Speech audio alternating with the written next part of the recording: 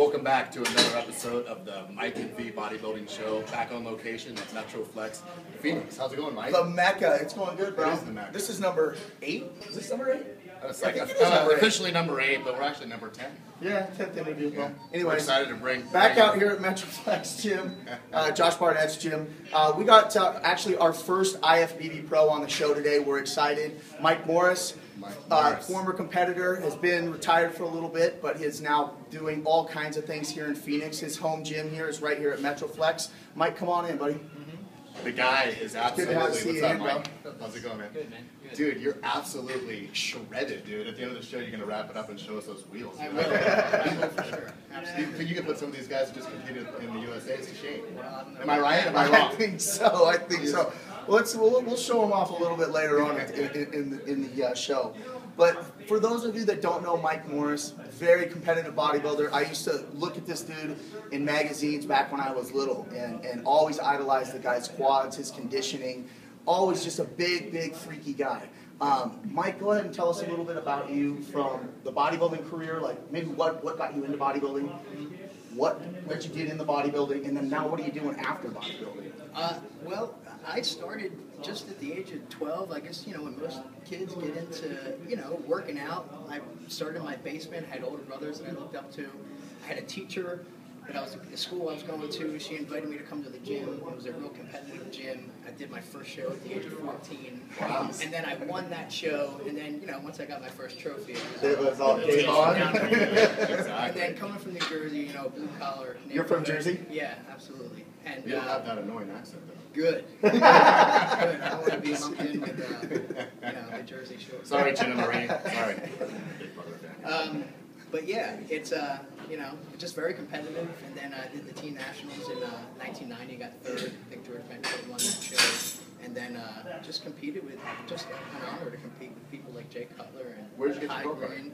The 1999 North American. Great. Yep, won the overall there. There's a heavyweight? As a heavyweight, I was 219 pounds. I don't think they had 219.58. 1999, I don't think they even had a super heavyweight. I think they came up with the super heavyweight in 2000. Right. Something like that. Yeah. So we were the big boys. And that's like the heyday. I mean, to turn pro when you turn pro, you're going against So Flex who are some Wheeler, of the guys that you competed you're going against, against Kevin Lebroni, all those guys. Who was in that show? Not Vince Taylor. Mike Quinn. Yeah, Mike Quinn. And there was another guy, the blue guy from California. But you've competed against Wheeler and Ray and Wheeler, all those guys. Kevin Lebrun, Right. Paul Dillette, the list goes All the on guys and from on that and era. Well, I on think those are and the best on. bodybuilders. You're coming from that heyday. I competed side by side with Branch Warren for years. I mean, at the team nationals, I beat him, and we were very competitive up until the one year when we competed in the 2003 United Champions was right where I think I got 14th and he got 7th. That might have been his pro debut, and that was kind of where he just surpassed me and just blew by me, Right. But I spanked him for a while. So, But back in that day, wouldn't you say, the guys now are freaking big, but as far as conditioning goes, I think you're probably in the mix of probably the toughest time. So if you're going to place in the top 5, I think a lot of the physiques now are just, I don't know, they don't seem to be as crisp or as symmetrical, Right. Little more blocky. I mean, back then you had just Flex Wheeler. Well, all you guys, LeBron, Ray, all of them were X-frame kind of guys, Just perfect Right. physiques, I mean, you couldn't pick out a flaw Right. on these guys if you tried. It was cool. Who's the guy that got third this year at the Olympia? Sean Roden. Sean Roden. He kind of came back with that small waist, that kind of look. Maybe that's something the future's going to hold with that. I don't know. Who knows? Who knows? So what's going on with you outside of, obviously the bodybuilding, you retired how many years ago from competitive? 2005. The last show I did was the wild card Mr. Olympia. I had already retired. I had retired for health reasons, and one of the promoters for the Mr. Olympia invited me to do the wild card Mr. Olympia, and I told him I'm already retired. I already stopped, and he was like, "Well, you're invited if you want to come."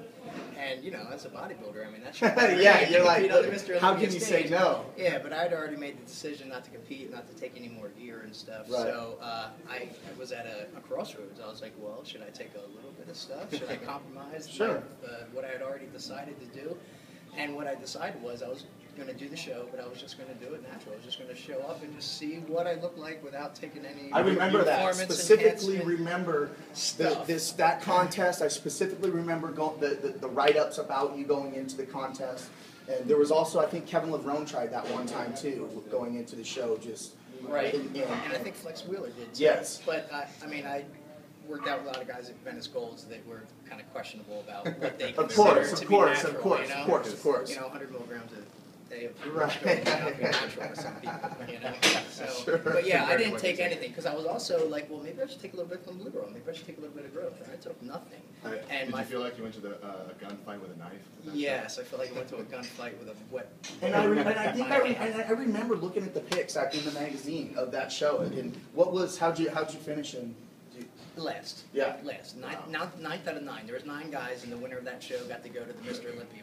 But it was on the Mr. Olympia stage, and it was a very just emotional moment for me. Sure. It was great because it was a great wrap up to my career. Because as a bodybuilder, you want to make it to the Olympia stage. And if they would have told me at any point during my career, hey Mike, you're going to make it to the Olympia stage, but you know what, you're going to be up there and you're going to do it natural, I would have been like, no, fucking what? Right. Really? Right. And just the fact that my career ended up that way, it was just a real beautiful bow on the package of my life. You know, that I So got to looking finish back on that decision, would you do that show again?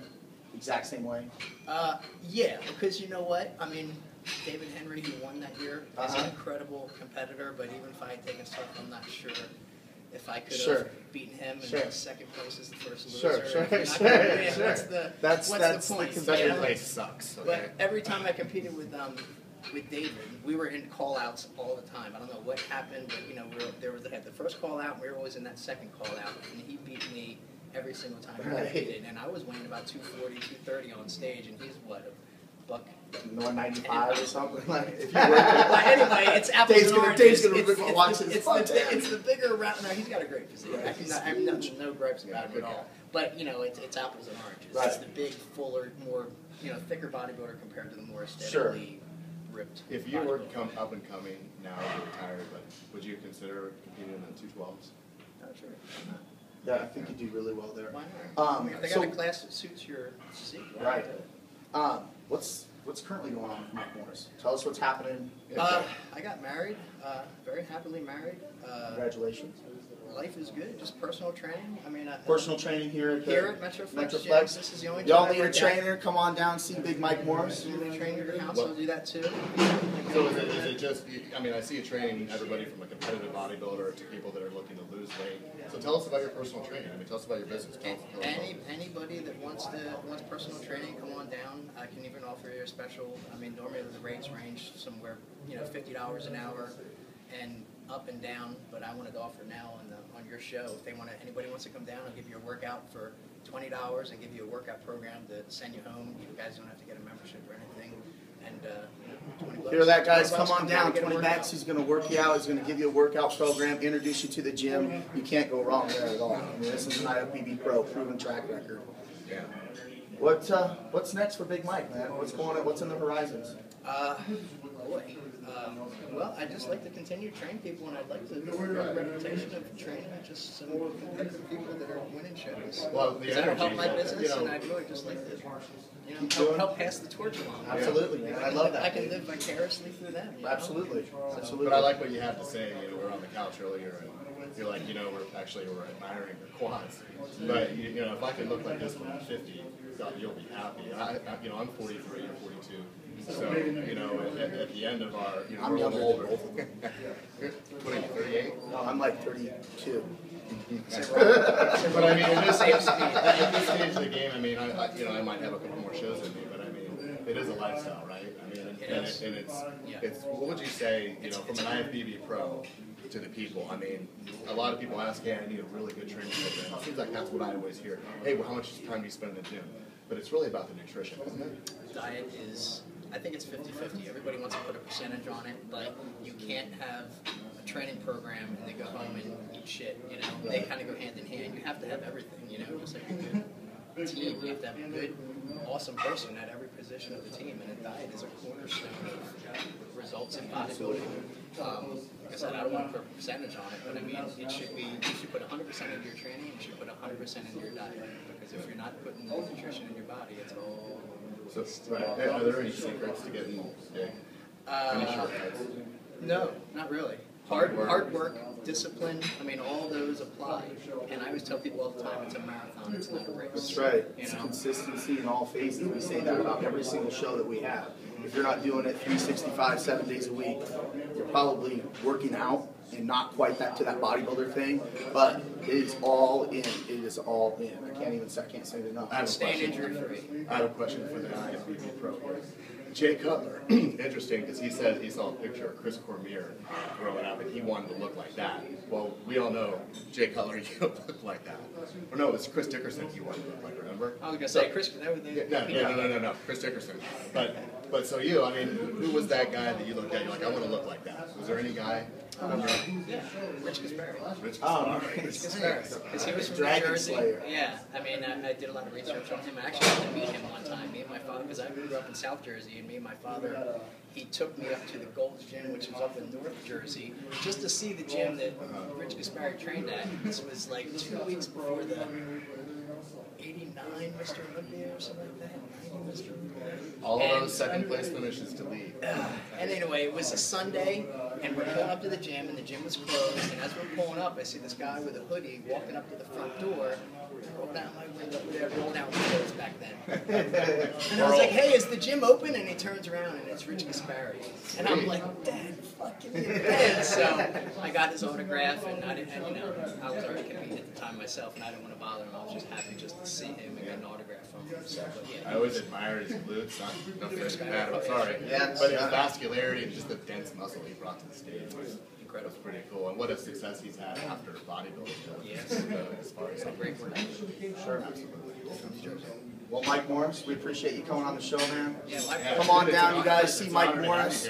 First IFBB Pro on the show. Personal training down at MetroFlex Gym, the Mecca of bodybuilding here in Arizona. Come on down. Josh will let you work out for free. Check out the gym. We love you guys.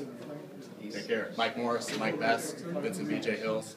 Before we go, Mike. Oh, that's right. We got to see this, you guys. It's incredible. How long has it been since you've been on stage, Mike? 2005. 2005, which is what, 6, 7 years? I think he's called what? Can we get a close-up of these things? Look at those. That's ripped. Yeah.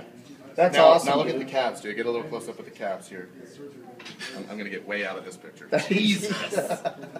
Wow. See?